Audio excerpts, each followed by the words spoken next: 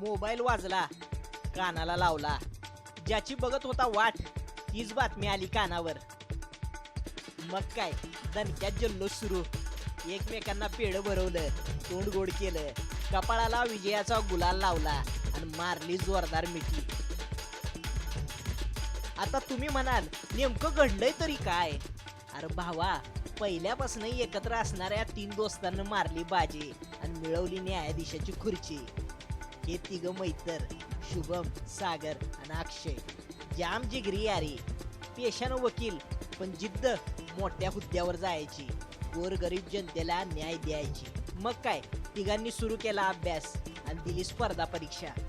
यशाच्या शिखरावर जायचं तर अपयशाच्या पायऱ्या तुडवाव्याच लागतात. जेव्हा अपयश आलं तेव्हा तिघांनी एकमेकांना धीर दिला आणि यश आल्यावर गोड पेढा भरवला.